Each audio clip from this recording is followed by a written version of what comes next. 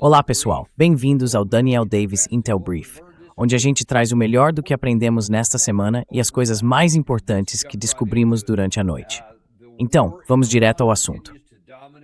A guerra no Irã continua dominando o debate público. Todo mundo quer saber o que vem pela frente. Claro, há todo tipo de consequência, com alimentos, fertilizantes, recursos naturais, os materiais necessários para produzir tecnologia e, claro, combustível, petróleo, gasolina, tudo o que a gente precisa. E o preço do petróleo, que afeta literalmente todo o resto. Tudo está em jogo nesse momento.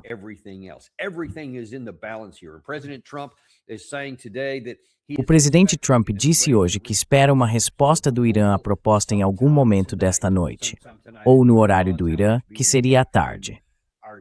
Ontem, muita gente na Casa Branca dizia que esperava uma resposta naquele momento, mas ela não veio.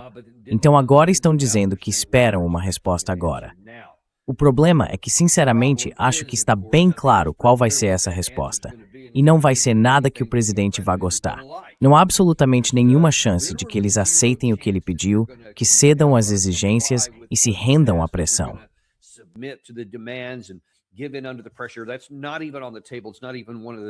Isso nem está em discussão. Não é nem uma possibilidade remota. Então a pergunta é, e agora? Qual vai ser o resultado? O que o presidente Trump vai fazer quando receber um resultado de que ele com certeza não vai gostar? Tudo depende do que ele fizer depois disso. A gente vai sair dessa situação horrível e confusa em que estamos agora para algo ainda pior? Ou vamos chegar a uma conclusão racional e dizer, ok, essa situação terrível que temos agora, vamos parar de cavar um buraco ainda mais fundo e simplesmente sair, encerrar isso. Eu chamo isso de teoria do sair de cena. Vamos ver o que vai acontecer.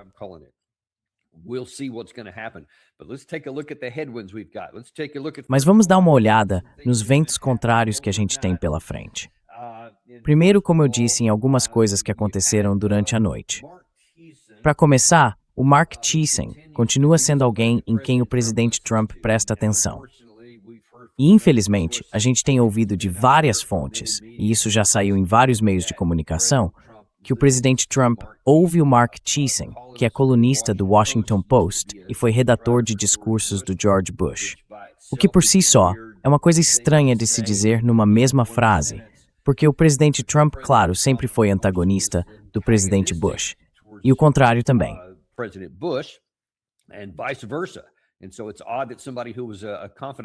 É curioso que alguém que foi confidente e redator de discursos do Bush, agora, seja uma pessoa em quem o presidente Trump ouve, porque ele defende algo que o próprio Trump costumava criticar, que é o neoconservadorismo.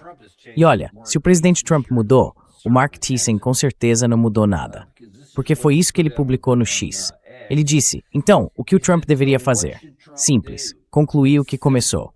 Retomar o Projeto Liberdade, deixando claro que o Irã não será autorizado a controlar o Estreito de Hormuz, nem a ameaçar os navios que passam por ali. Se o Irã atacar os Estados Unidos ou ameaçar novamente a infraestrutura de energia dos nossos aliados no Golfo, deve haver retaliação, atingindo a infraestrutura de energia do Irã na ilha de Karg, por onde passa mais de 90% do petróleo deles.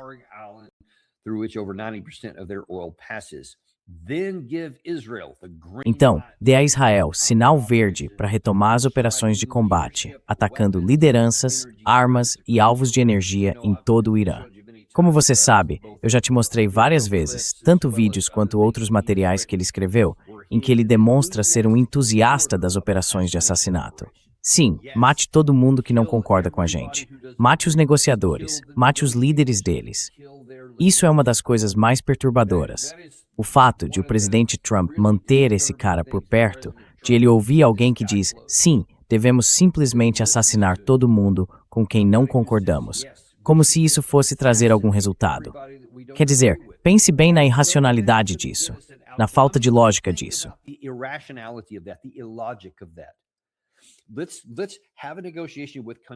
Vamos fazer uma negociação com o país X. Vamos conversar com eles primeiro, apresentar nossas exigências e ver se eles cedem. Se cederem, ótimo. Problema resolvido. Seguimos em frente, conseguimos tudo o que queríamos e vamos embora.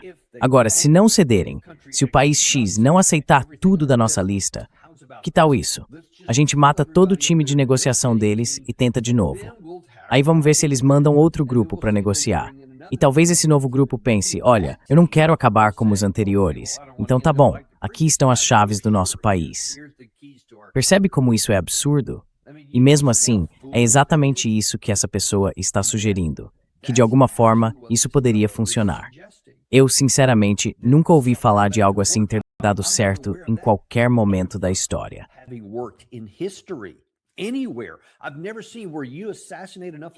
Eu nunca vi uma situação em que você elimina líderes o suficiente e de repente as próximas pessoas na linha de comando simplesmente digam, claro, vá em frente, leve o que quiser. Nunca vi isso acontecer. E é irracional achar que vai acontecer agora, porque o sistema iraniano, antes de tudo, é feito para resistir a isso. Eles já aguentaram anos, décadas de assassinatos vindos do lado israelense. Israel vem assassinando líderes desde pelo menos 2010, que eu saiba, provavelmente até antes, mas com certeza desde então. E olha o caso do Hezbollah, no Líbano. Os israelenses literalmente eliminaram todo mundo no centro de comando, desde Hassan Nasrallah até os generais dele. Esse ataque com os Pagers, por exemplo, matou literalmente mais de 1.000 pessoas, se eu não estiver enganado.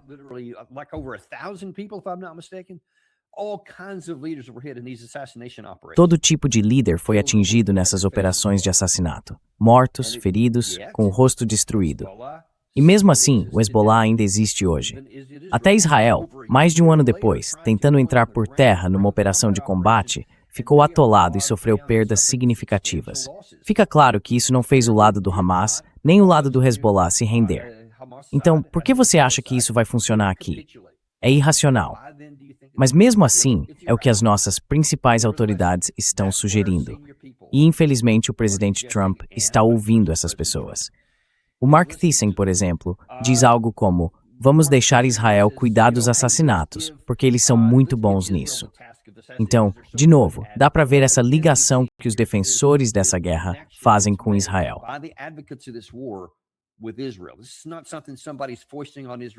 Isso não é algo que alguém está impondo a Israel.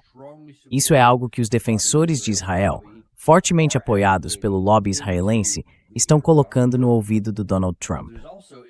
Bom, também surgiram informações nas últimas 12 horas de que Israel acredita que um acordo com o Irã é improvável, e eu acabei de dizer que é improvável, e que informou aos Estados Unidos que qualquer retorno à guerra deve incluir ataques não só à liderança iraniana, mas a toda a infraestrutura de energia do Irã, dentro de 24 horas. Isso, segundo o Canal 12 de Israel. Vários países árabes também estariam apoiando a ideia de atacar a infraestrutura iraniana. E essa última parte, se for verdade, e a Carta Kobayashi é uma fonte que traz muita informação boa, eu já vi, e costuma estar certa, então é totalmente plausível. Não é tudo, mas faz sentido.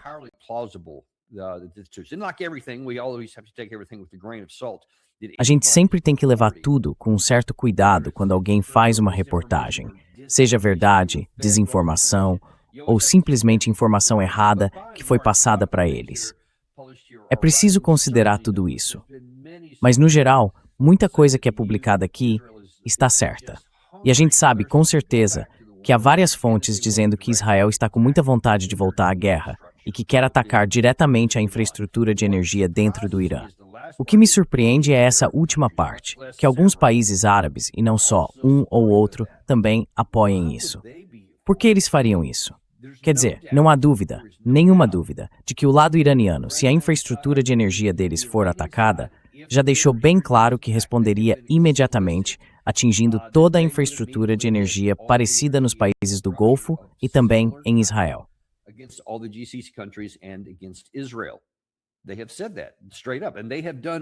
Eles disseram isso claramente e fizeram tudo o que disseram que fariam. Quando se trata do que afirmaram sobre responder a operações militares, até agora cumpriram o que prometeram.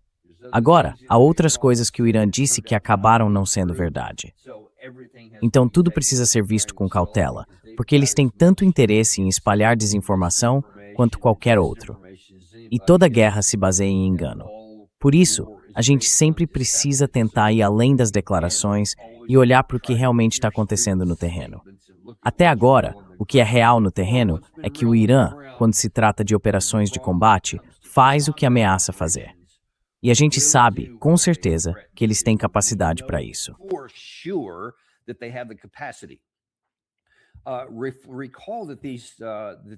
Lembra daquela matéria do Washington Post, acho que foi na semana passada, em que eles divulgaram que, na verdade, os danos às bases americanas foram ainda piores do que o que a gente tinha visto na semana anterior, com as reportagens da CNN e de alguns outros veículos? O relatório independente do Washington Post trouxe várias imagens de satélite que, aparentemente, o governo dos Estados Unidos tentou bloquear, mas eles conseguiram mesmo assim. E aí publicaram. O que me chamou mais atenção foi que quando você olha as fotos, dá para ver que os alvos foram atingidos com muita precisão. O que não aparece é aquele padrão espalhado, em que várias bombas ou mísseis caem em campos abertos ou em qualquer lugar, e só alguns acabam acertando prédios. Nesse caso, foram ataques totalmente precisos.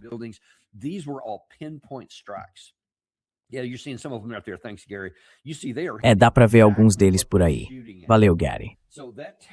Olha só, eles estão acertando exatamente o que estão mirando. Isso mostra que eles têm capacidade.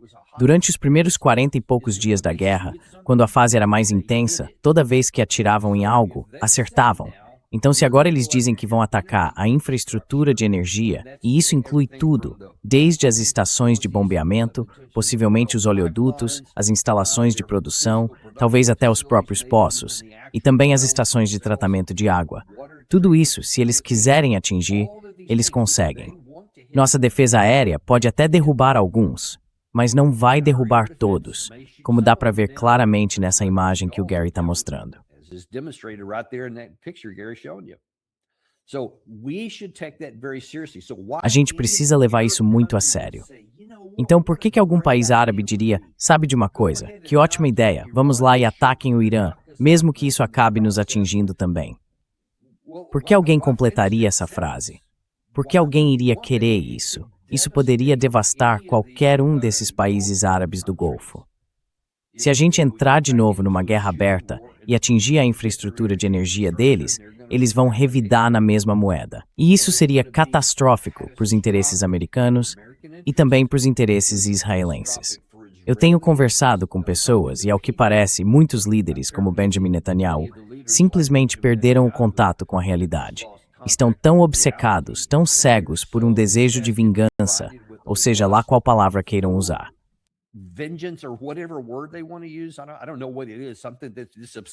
Eu não sei o que é isso, essa obsessão com o Irã, que faz com que estejam dispostos a se prejudicar tanto nessa esperança irreal de que talvez isso leve o lado iraniano a desmoronar. Não vai acontecer. O que vai acontecer é um dano profundo do lado iraniano. Disso não há dúvida. Ninguém se engana quanto a isso.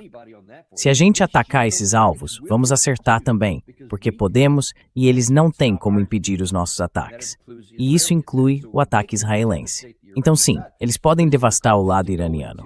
Mas isso vai fazer com que o país enfrente ainda mais escassez, mais dificuldades, fome, uma economia arrasada e tudo mais. Mas eles já aguentaram 8 anos de guerra assim, com privações, com centenas de milhares de mortos, e mesmo assim nunca cederam.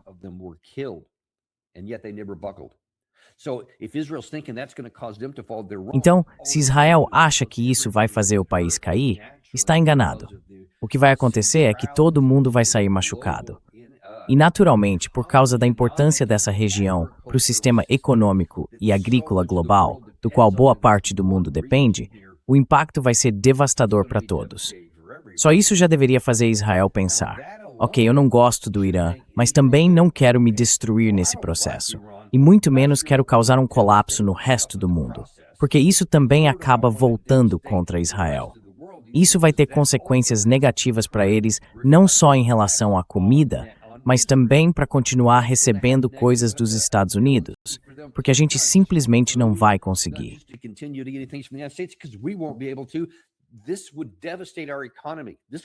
Isso acabaria com a nossa economia. Jogaria o mundo numa depressão global. É praticamente impossível que isso não aconteça, com um nível de dano tão grande e com efeitos duradouros. A gente não está mais falando de 12 a 14 milhões de barris a menos no mercado global por um tempo, por causa de decisões políticas que podem ser revertidas. Estamos falando de uma limitação física que provavelmente não dá para resolver por anos, e toda essa devastação que viria junto. E acredite, nesse cenário, tudo que a gente fornece para Israel pode esquecer. Quando chegarmos a uma situação dessas, simplesmente não teremos como fornecer. Aí as pessoas vão começar a se perguntar, toda essa comida que Israel precisa importar, será que eles vão conseguir produzir o suficiente lá dentro sozinhos?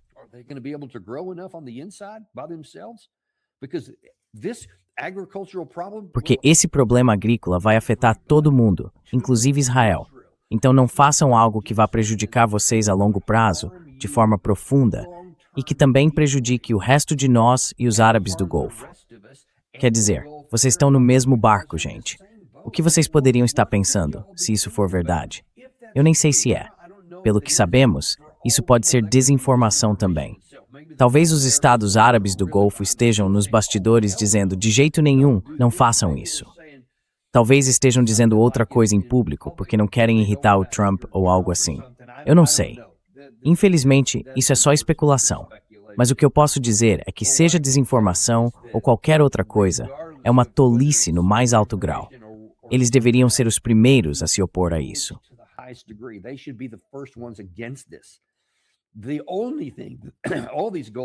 A única coisa que todos esses países árabes do Golfo deveriam estar fazendo é dizendo, vamos acabar logo com essa maldita guerra, o mais rápido possível, nos termos que forem necessários, só para encerrar isso e poder voltar a fazer negócios, voltar a ganhar dinheiro e sustentar nossa população.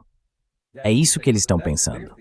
E claro, todo o resto do mundo está dizendo, é o que eles disseram, porque todo mundo precisa disso também, para nossas colheitas, para nossas economias, para nossa tecnologia, para a fabricação de chips de alta tecnologia, para tudo isso, alumínio, hélio, junto com os produtos agrícolas e, obviamente, o diesel, a gasolina, o querosene de aviação, tudo que vem do petróleo.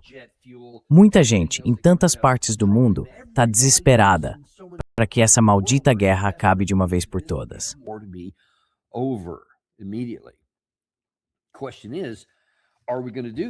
A questão é, a gente vai fazer isso mesmo?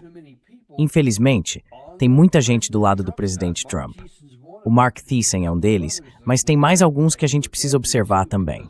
Porque tudo isso que eu acabei de dizer deveria estar soando nos dois ouvidos do presidente Trump. Ele deveria ouvir isso de todos os lados, de forma bem clara. Seguir por esse caminho é uma loucura. E isso deveria ser óbvio, por todos os motivos que eu acabei de mencionar. Mas, infelizmente, tem gente que é tão cega quanto aparentemente Benjamin Netanyahu e que tem a mesma obsessão pela destruição do Irã. Não importa o custo para todo o resto, inclusive para nós. Ontem à noite, por exemplo, tinha caras como Mark Levin.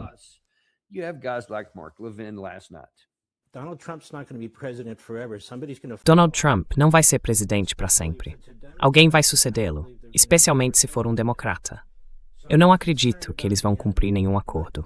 Então, o que me preocupa é o inimigo. Eu não estou preocupado com o presidente. Não estou preocupado com as nossas forças armadas, nem com as nossas ações econômicas contra esse regime. Acho isso ótimo. Mas esse é um regime rígido. É um regime ideológico. Nem chega a ser como um regime comunista ou fascista. É um regime islâmico bárbaro. E eles acreditam que Alá, Deus, está mandando que façam isso. As pessoas precisam entender que isso não é exatamente um regime de Estado-nação. É um regime revolucionário.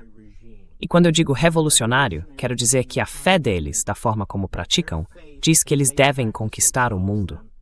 Então eles não vão abrir mão das armas nucleares, mesmo que digam que vão, em algum momento. Eles vão voltar a isso. Não é essa a história dos últimos 47 anos? Eu acho que é.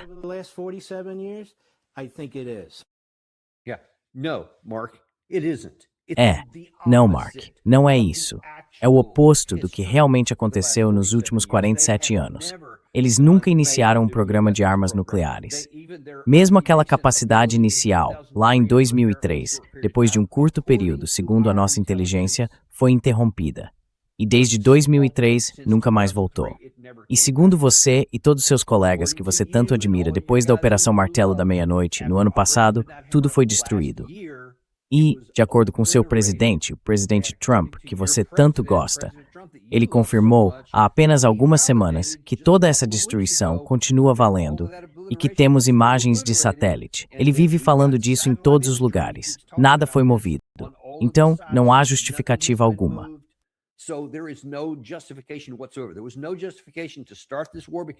Não havia justificativa para começar essa guerra, porque você falou dessa ameaça iminente que fisicamente não podia existir.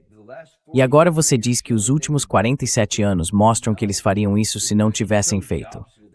Não, mostra exatamente o contrário. Então ou você está mentindo ou está completamente enganado. Eu não sei qual das duas, mas o problema é que milhões de pessoas ouvem esse cara.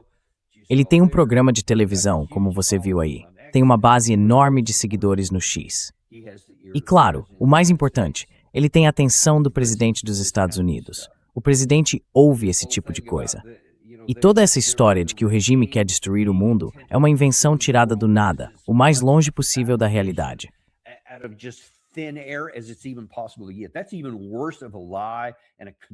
Isso é uma mentira ainda pior, uma farsa ainda maior do que o que dizem que eles estariam fazendo há 47 anos, o que não é verdade. Essa história de que querem conquistar o mundo. Do que você está falando? Eles nunca tiveram a menor intenção de conquistar ninguém. Eles não têm capacidade nenhuma, zero, absolutamente zero, de invadir sequer um país vizinho, quanto mais conquistar o mundo.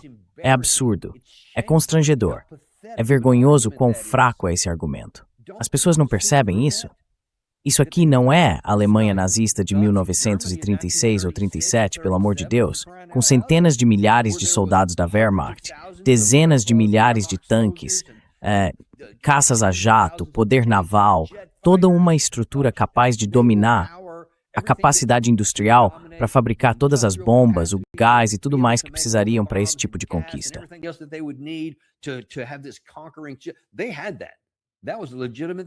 Eles tinham isso. Naquela época, era uma ameaça legítima.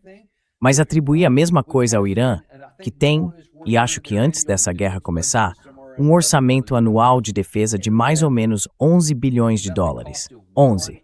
Isso é mais ou menos o custo de um porta-aviões dos Estados Unidos. No ano passado, a gente teve um orçamento de defesa de $1 trilhão. Claro, isso nos dá a capacidade de ter presença global. Agora estão tentando chegar a $1,5 trilhão para o próximo ano. Eu tenho sérias dúvidas de que isso vá acontecer. E, sinceramente, não deveríamos e nem precisamos disso. Mas compara, cara. É disso que a gente está falando. É assim que uma potência global se parece. E os orçamentos militares da Rússia e da China juntos, quanto somam? Acho que os dois somados chegam a mais ou menos metade do nosso orçamento de defesa. E eles são apenas potências regionais.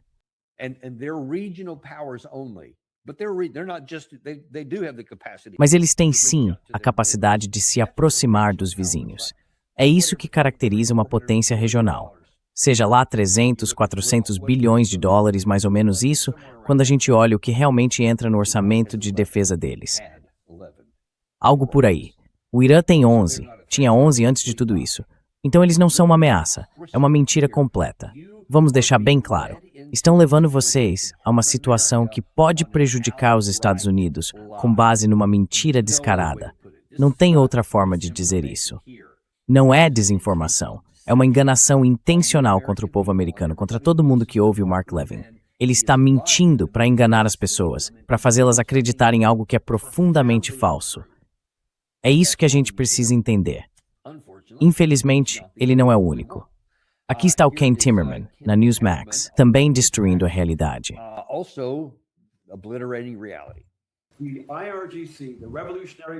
A Guarda Revolucionária, o IRGC, vive de conflito.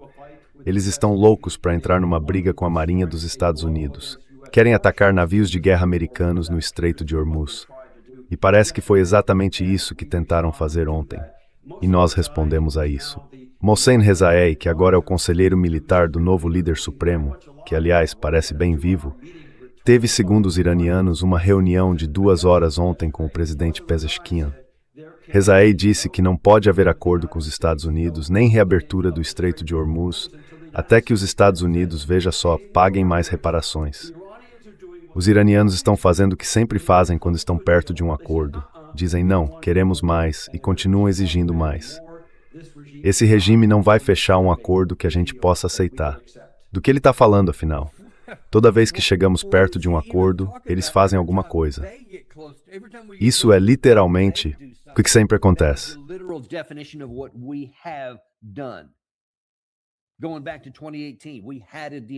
Voltando para 2018, a gente tinha um acordo firmado.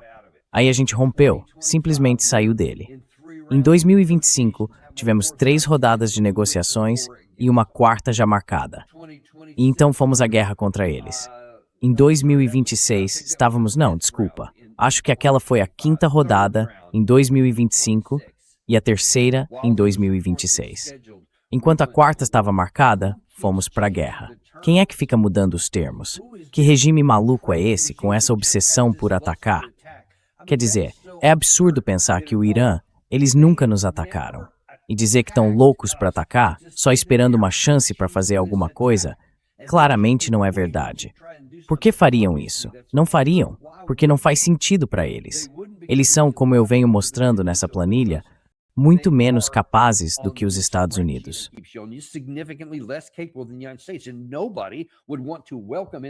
E ninguém iria querer se envolver nisso, ainda mais quando já estão sob todas essas sanções, com tanta pressão financeira e outros tipos de ataques, assassinatos, destruição de embaixadas. Como é que chamam aquilo quando usam computadores para invadir e sabotar, sabotagens industriais? Tudo isso foi feito contra o Irã. E eles reagiram, de forma até contida, mas reagiram. Então você está atribuindo ao Irã algo que, na verdade, nós mesmos representamos de forma profunda. Mas você também não se importa com isso. Pessoas assim não se importam. E são justamente essas pessoas que estão ali influenciando o presidente Trump. É esse tipo de coisa que ele ouve. E depois ainda tem a audácia de dizer que o lado iraniano tem uma posição. Como ousam ter uma posição?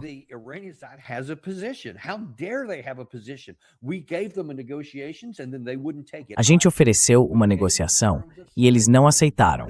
Ou seja, demos os termos de rendição e, poxa vida, eles não se renderam. O que há de errado com essas pessoas? Dá para ver bem a mentalidade aqui. Como o presidente Trump pode propor qualquer tipo de negociação, uma negociação de verdade?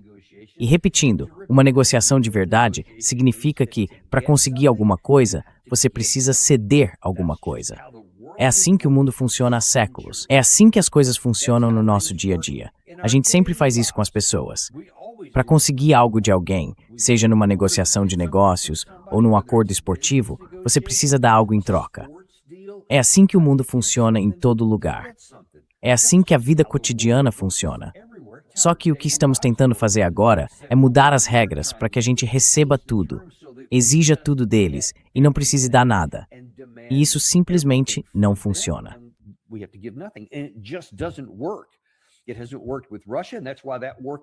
Isso não funcionou com a Rússia, e é por isso que essa guerra continua até hoje. Porque a gente só quer tirar e exigir da Rússia, e não quer dar nada em troca. Aqui é a mesma coisa. Queremos exigir tudo do Irã, mas não queremos oferecer nada. Isso não vai funcionar. Não funcionou e não vai funcionar. A única coisa que podemos fazer é que Deus nos ajude, tentar parar o enorme custo que já se acumulou até agora por causa da nossa decisão insensata de entrar nessas condições totalmente irreais. E as pessoas? Eu não sei sobre o Timmerman, não vi o que ele disse antes da guerra, mas eu vi sim o que o Mark Levin e outros disseram, todas aquelas afirmações de que seria fácil resolver tudo isso. Esse é parte do problema. Aliás, quero te mostrar algumas coisas aqui.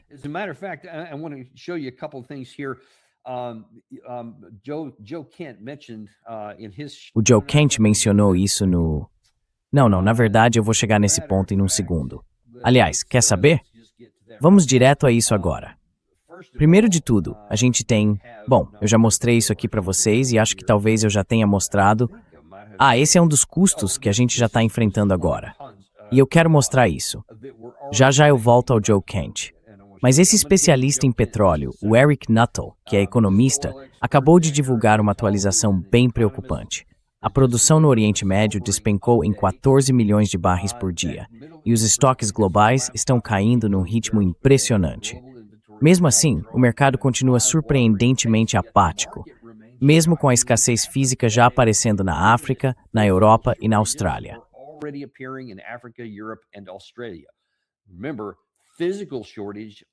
Lembre-se, a escassez física já está aparecendo em várias regiões do mundo.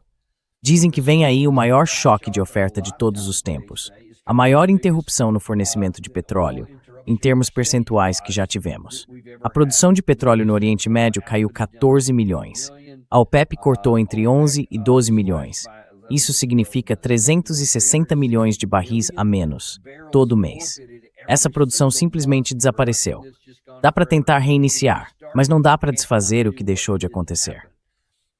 A maior liberação da reserva estratégica de petróleo da história só está piorando o desequilíbrio.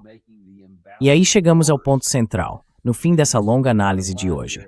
O texto diz que a única forma de equilibrar esse descompasso histórico é com uma destruição massiva da demanda, no mesmo nível do que vimos na época da Covid.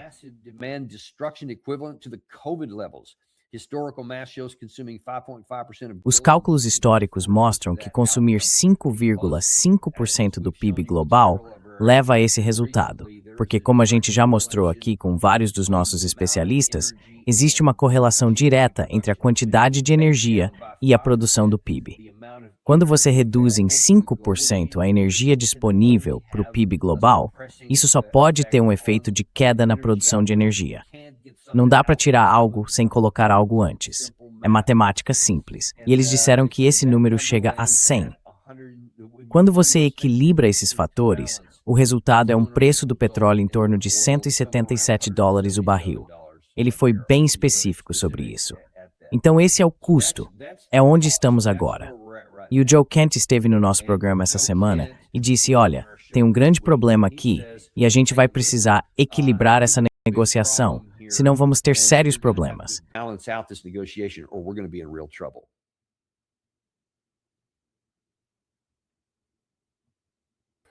Então, Daniel, você está procurando o Joe?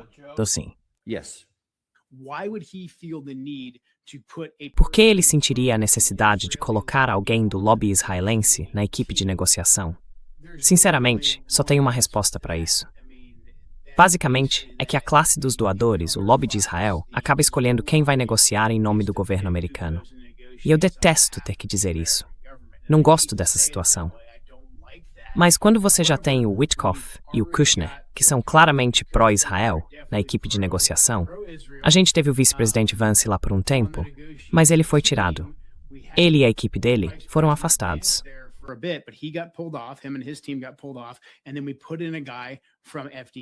E aí colocaram um cara do FDD. Isso não é para equilibrar a equipe de negociação, nem para trazer um olhar novo, muito menos para tentar melhorar a relação com os negociadores iranianos.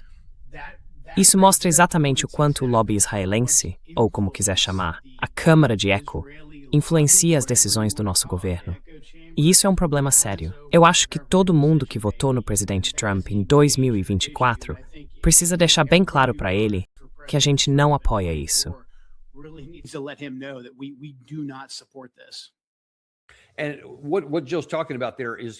E o que a Jill está falando ali são os ventos contrários ao presidente Trump em relação ao que a gente chama de teoria de se afastar, que seria a única opção para tentar limitar o prejuízo mencionado naquele artigo do Ken Nuttall sobre o impacto destrutivo na economia global.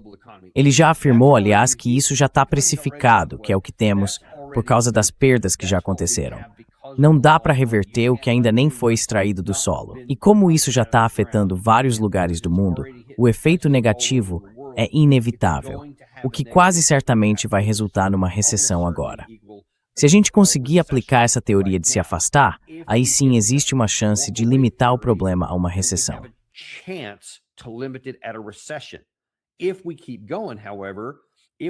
Se a gente continuar, ou melhor, se a gente voltar e fizer o que o Mark Levin, o Ken Timmerman, o Jack Keane, o Lindsey Graham e todos esses outros caras como Keith Kellogg estão dizendo que é voltar para o conflito, o que o lado israelense está dizendo é voltar e destruir a capacidade de energia deles. Se o Trump escolher esse caminho, em vez de simplesmente se afastar, a gente vai entrar num problema sério. Então, com base no que estamos vendo, o que a gente acha? Para que lado o presidente Trump está pendendo? E o Joe Kent mencionou ali essa nova pessoa da Fundação para a Defesa das Democracias que foi adicionada à equipe de negociação. Agora, se a gente tentar entender os sinais que dá para captar e perguntar, afinal, para que lado o Trump está inclinando?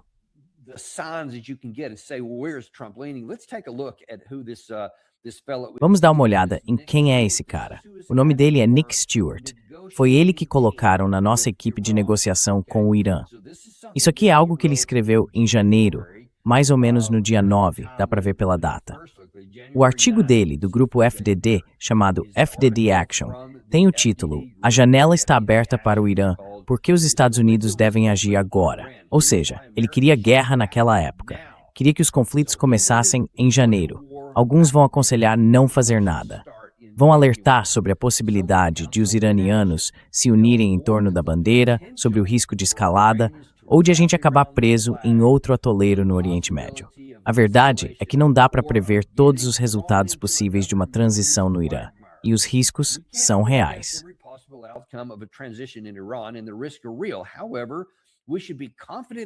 Mas a gente precisa ter confiança na nossa capacidade de lidar com uma escalada. Certo, então vamos dar uma olhada no julgamento desse sujeito aqui. Ele diz, alguns vão aconselhar a não agir. Eu fiz isso. Ele disse, mas eles vão alertar sobre a possibilidade de os iranianos se unirem em torno da bandeira. E nós alertamos.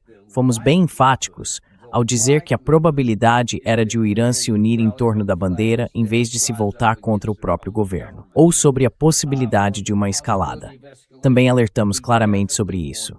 Essa era uma das maiores preocupações que a gente tinha, e agora ela está acontecendo, literalmente no mundo todo.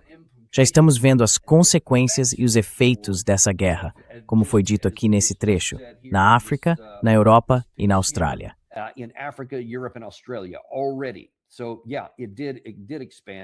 Então, isso realmente se expandiu e acabou escalando, envolvendo outras pessoas, puxando todo mundo para mais um atoleiro no Oriente Médio. O presidente Trump achava que isso ia acabar em, como ele disse originalmente, de 4 a 6 semanas. Mas não é verdade. Na real, ele achava que ia acabar em 4 a 6 dias. Ele foi levado por um caminho ilusório, como alguns dizem, um mundo de fantasia, cheio de arco-íris e unicórnios, onde o assassinato do Ayatollah Ali Khamenei faria tudo desmoronar, como aconteceu com Maduro, ou como na Venezuela, quando a gente tirou o Maduro. A ideia era, tira o líder e o resto se encaixa. Era isso que eles achavam que ia acontecer. E aí ele diz, bom, não, talvez, isso no começo, talvez leve de 4 a 6 semanas.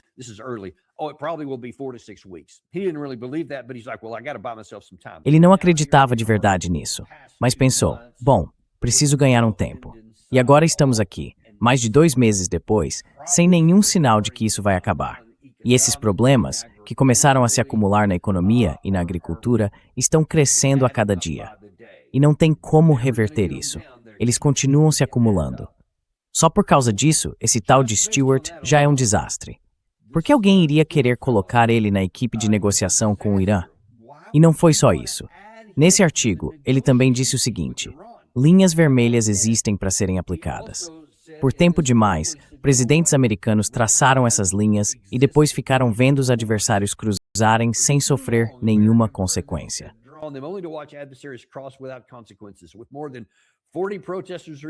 Com mais de 40 manifestantes supostamente mortos, isso foi no começo, acabou chegando a cerca de 3.000 mortos de verdade. Trump tem a chance de quebrar esse padrão e fazer isso no momento em que o regime está mais vulnerável do que esteve em décadas. Sabe, esse era um tema recorrente e foi promovido por organizações como a Fundação para a Defesa das Democracias. A FDD estava impulsionando essa ideia logo no início, em 9 de janeiro. Eles estão mais fracos do que nunca. Soa familiar? Quem mais disse isso? Repetidamente Jack Keane, outra pessoa que tem ação do presidente Trump. Então você já ouviu isso. Foi uma ideia deliberada para enganar o presidente Trump.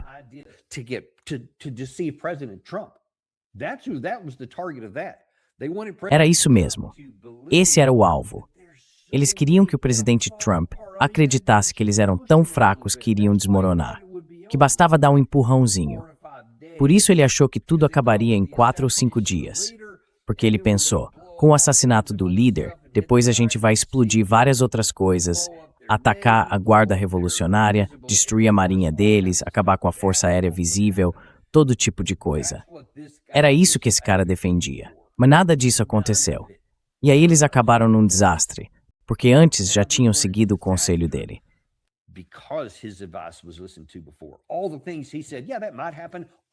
Tudo o que ele disse, sim, podia acontecer. E aconteceu. Tudo. A gente já vinha alertando que era bem provável que tudo aquilo acontecesse. Esse cara implorava para o presidente Trump acreditar que nada daquilo ia acontecer. E no fim, aconteceu exatamente tudo. E agora ele foi colocado na lista. A gente colocou ele na lista de negociadores. Então, quando você manda alguém assim, é como se fosse o efeito de uma pílula venenosa. É como mandar alguém para negociar que tem interesse em ver as negociações fracassarem. Por que alguém faria isso? E claro, isso ainda por cima inclui o Jared Kushner e o Steve Witkoff, 2 caras que são claramente muito mais pró-Israel do que pró-Estados Unidos.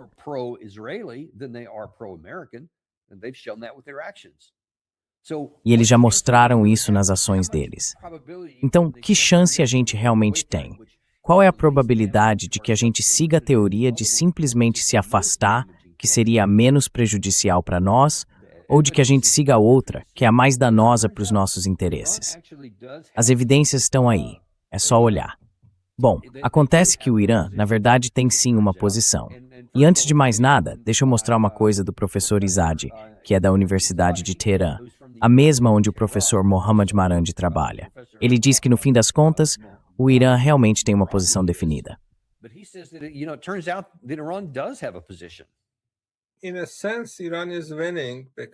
De certa forma, o Irã está vencendo porque o governo Trump falava em mudar o regime iraniano.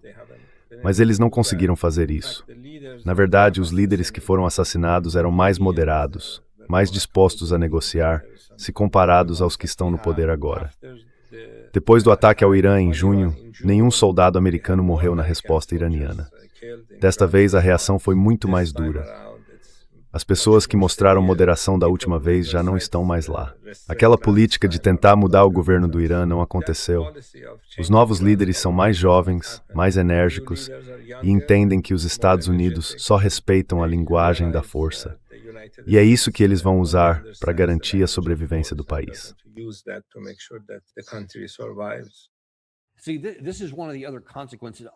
Olha, esse é um dos outros resultados de ouvir gente como aquele cara do FDD, ou como Jack Keane, ou Mark Levin. Eles diziam algo tipo, sabe, ou os próprios israelenses matem todos os líderes deles.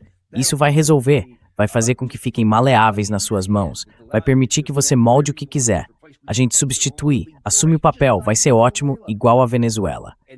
E ainda assim dá para ver claramente. O professor Izadi ali basicamente está dizendo em voz alta o que a gente já vê com os próprios olhos.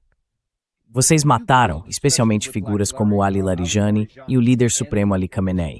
Esses caras não eram moderados. Quer dizer, eles eram muito conservadores e extremamente avessos ao risco.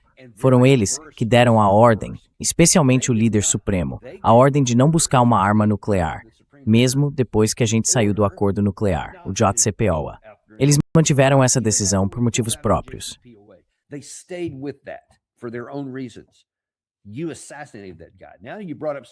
Você assassinou aquele cara. Agora você mencionou alguém, o Mustafa Khamenei, que segundo muitos relatos, não está tão focado em... Bom, talvez a gente devesse manter aquela fátua. Até agora essa fátua continua em vigor. Ele não mudou nem revogou. E tenho certeza de que não haveria um anúncio público se ele fizesse isso. Se acontecer, seria algo feito de forma privada. Se é que isso ainda está lá embaixo. Você lembra que no ano passado a gente conversou com o Ted Postol e ele sugeriu que provavelmente aquilo nem está mais enterrado sob todos aqueles escombros.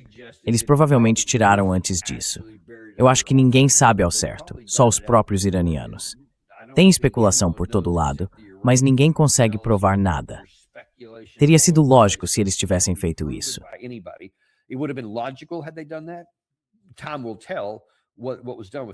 O tempo vai mostrar o que foi feito com isso. Mas agora, por causa do nosso assassinato, temos um cara que é claramente mais radical. E como o professor Izad disse, olha, todos esses caras que vocês assassinaram, tantos deles. E o Ali Larijani foi um dos grandes erros que cometemos, porque ele era claramente do campo moderado e dizia, calma, vamos lidar com isso de forma tranquila. Agora vocês tiraram ele de cena. E as pessoas que surgiram depois estão muito mais irritadas e muito menos dispostas a negociar com o Ocidente. Então, como ele mesmo comentou, isso já tornou tudo mais difícil. E é por isso que no nosso programa desta semana tivemos o professor Morandi. Ele acha que o destino já está traçado e que eles vão acabar escolhendo a guerra de volta com o Irã.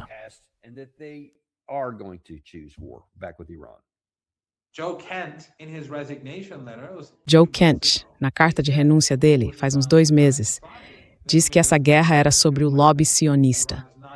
Quer dizer, não existem armas nucleares. O Irã não está desenvolvendo nenhuma. O Trump só fala isso para justificar as atrocidades. O Irã não é uma ameaça para os Estados Unidos. O Trump vive dizendo que o Irã vai fazer uma arma nuclear, lançar pelo mundo e acabar com tudo de alguma forma. E isso é um absurdo. Ele chegou a dizer isso para crianças há poucos dias, o que é bizarro. Então, quando o Joe Kent diz que tudo isso é sobre o regime israelense e o lobby sionista, eu acho que a gente pode jogar a racionalidade pela janela. A prioridade deles não é o povo americano. Não é a economia da Índia, nem a de Uganda. É o regime israelense. Eles querem essa guerra. E eu acho que é por isso que há uma boa chance de que ela realmente aconteça.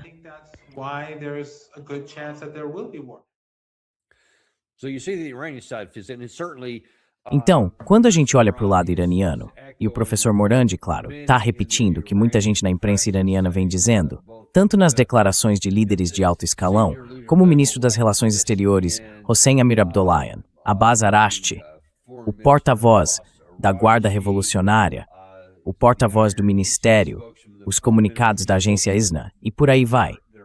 Todos estão basicamente dizendo a mesma coisa. E muitos outros membros do parlamento deles também pensam assim. Acreditam que a guerra está chegando e estão se preparando para isso. E na visão deles, seria tolice pensar o contrário. Por que fariam isso? Já aconteceu 2 vezes durante as negociações. Por que não uma terceira?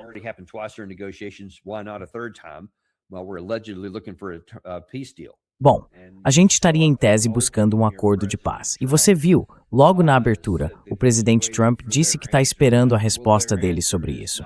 Pois bem, essa resposta não vai ser nada do que ele quer ouvir. Então a pergunta passa a ser, e aí, o que vem depois? Porque uma das coisas principais que eles disseram foi, nós nunca vamos abrir mão do controle do Estreito de Hormuz. Eles vão manter esse esquema de pedágio. Acho que chamam de Autoridade do Golfo Pérsico, ou Autoridade do Estreito do Golfo Pérsico. Eles disseram, não, isso continua e vai continuar lá. Então isso nem está em discussão, mas dá para colocar outras coisas na mesa.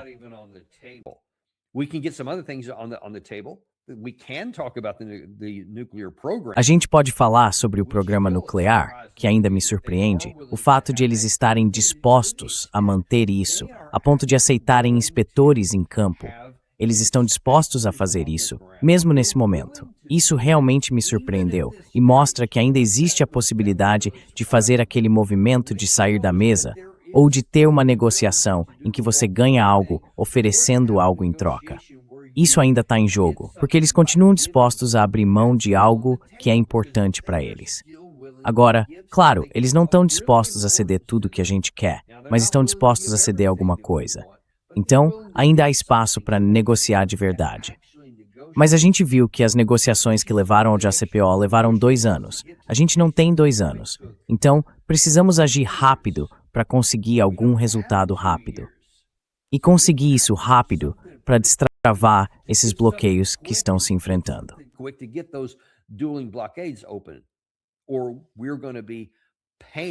Ou então, a gente vai acabar pagando pela nossa própria depressão, e isso vai chegar aqui. Agora, falando em pagar, tem mais uma coisa que eu quero comentar. Até agora, não tem muito otimismo de que a gente vá fazer a escolha certa. Felizmente, ainda é uma escolha que o presidente Trump pode tomar. Ele escolheu ouvir pessoas como esse cara do FDD, o Jared Kushner, o Mark e todos esses. Ele escolheu entrar numa guerra em que não devia ter se metido. E agora tem muitas consequências. E se tem uma coisa que o Joe Kent disse que o presidente Trump sabe fazer bem, é entender de economia. Então ainda existe uma certa esperança de que ele possa seguir a teoria de simplesmente se afastar. Mas quem é que tem se beneficiado com tudo isso?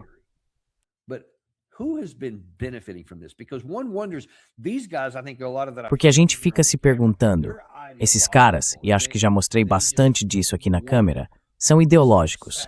Eles têm essa obsessão, seja em relação a Israel em si, ou alguns dos apoiadores de Israel nos Estados Unidos. É uma obsessão, quase uma vontade cega de destruir o Irã a qualquer custo, até mesmo às nossas custas. Isso é uma coisa. Mas tem outros também, que parecem ter influência sobre ele e que estão ligados à questão financeira. O Jim Jatras falou sobre isso essa semana. As bolsas globais subiram e o preço do petróleo caiu na quarta-feira, em reação à declaração do Trump, em que ele comemorou um grande avanço rumo a um acordo de paz. Os futuros do S&P 500 subiram quase 1% logo cedo, com ganhos nos principais índices da Europa e da Ásia.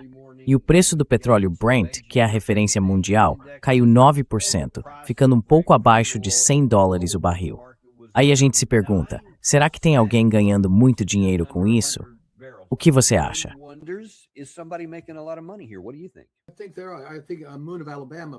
Acho que o Moon of Alabama publicou há alguns dias algo sobre o quanto a fortuna pessoal do Trump aumentou só nas últimas semanas, ou com certeza durante o tempo em que ele tem sido presidente nesse segundo mandato.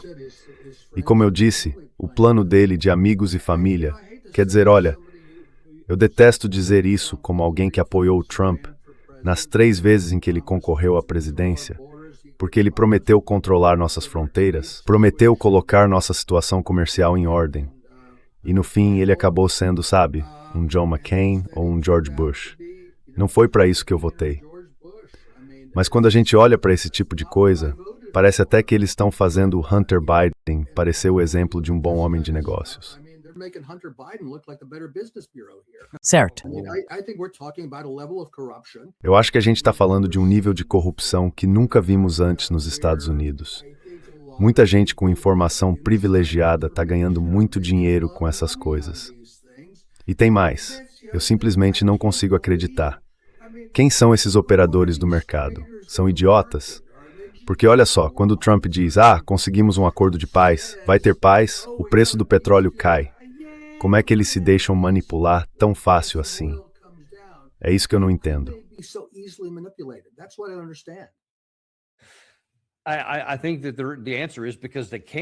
Eu acho que a resposta é simples, porque eles podem. E tem bilhões de dólares envolvidos nisso. Acho que li um artigo dizendo que foram 2,5 bilhões de dólares ganhos por essas pessoas, quem quer que sejam, que aparentemente tiveram informação antecipada sobre o último grande movimento na quarta-feira, quando o presidente Trump fez aquele anúncio que teve um enorme impacto no preço do petróleo. E claro, isso vai totalmente contra os fundamentos reais do mercado. Não há nenhuma razão, em sã consciência, para o preço do petróleo ter caído tanto, considerando o estrago que já foi feito e o fato de que até que se decida abrir os 2 bloqueios, só então começa o processo de reversão, que vai ser muito caótico e muito difícil de conduzir.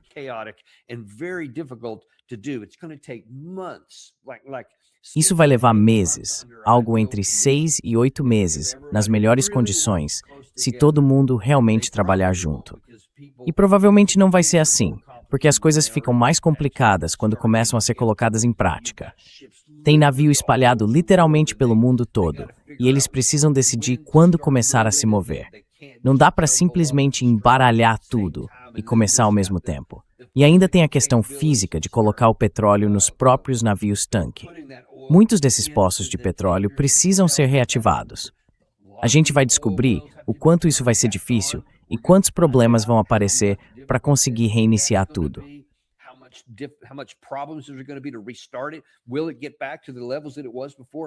Será que vai voltar aos níveis de antes? Ninguém sabe. Tudo isso ainda é uma incógnita. Então, vai ser um grande desafio. Todos os fundamentos do petróleo indicam que o preço deveria estar muito alto, Segundo alguns especialistas com quem conversei, ele deveria estar entre 120 e 150 agora. É isso que faria sentido. O preço à vista tem ficado entre 138 e 140 nos últimos dias. E é aí que ele deveria estar daqui a 1 mês, 2 meses ou até 4 meses. Porque vai ser muito difícil desfazer toda essa situação depois que o mercado reabrir. E ele ainda nem reabriu. Por mais otimistas que tenham sido as declarações do presidente Trump, se o mercado estivesse funcionando de forma adequada, o preço não teria se mexido nem um pouco.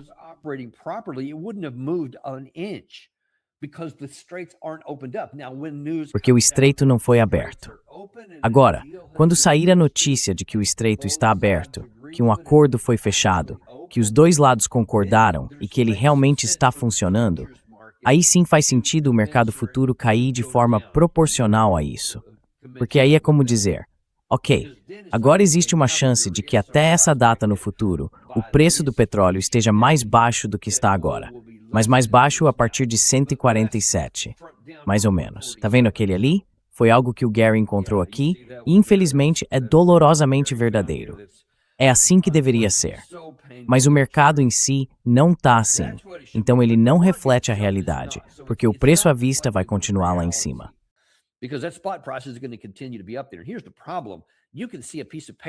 Aqui está o problema. Você pode ver um papel mostrando um certo valor, mas todo navio-tanque em qualquer outro lugar do mundo onde o petróleo está sendo entregue agora, seja dos Estados Unidos, da Rússia, de vários países africanos e assim por diante, é isso que realmente custa. Custa 138, 140 dólares o barril. Em alguns lugares da Ásia, está por volta de 200, acho que até mais de 200 dólares o barril, em alguns produtos de gasolina, por exemplo. Um preço altíssimo. E é isso que de fato está sendo pago. Então, as implicações econômicas disso vão afetar a geração do PIB, porque não dá para ter produção de PIB sem a quantidade certa de energia entrando no sistema.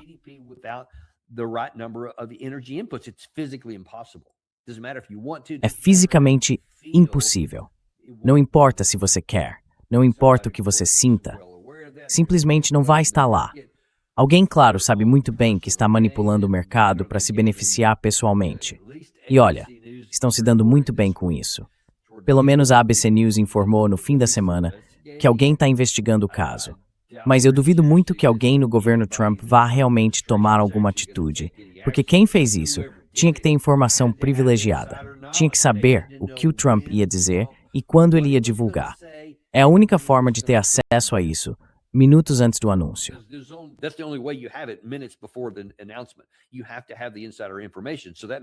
Você precisa ter informação privilegiada. Isso quer dizer que alguém próximo do Trump sabia disso. E quantas pessoas próximas do Trump têm 900 milhões de dólares para fazer uma operação dessas, que foi o que aconteceu da última vez? 900 milhões. Aposto que essa lista é bem curta. Aposto que dá para descobrir. Se alguém realmente investigasse, dava para achar. Vamos ver se isso acontece. Mas como em todo o resto aqui, a gente vai continuar acompanhando essa história. Qualquer coisa que aconteça no Golfo, porque tudo ainda está por um fio. Tem muita tensão. Qualquer coisa pode dar errado. Alguém pode tomar uma decisão muito burra.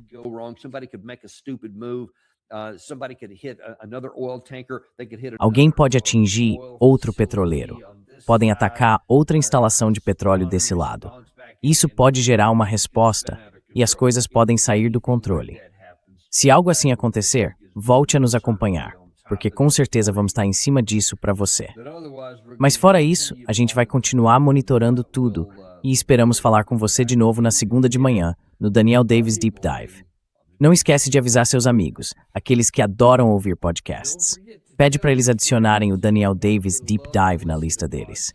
Eles precisam saber o que você sabe e podem ouvir no mesmo lugar onde já escutam os outros podcasts. É só você contar para eles. Where they already get their podcast. You just got to tell them.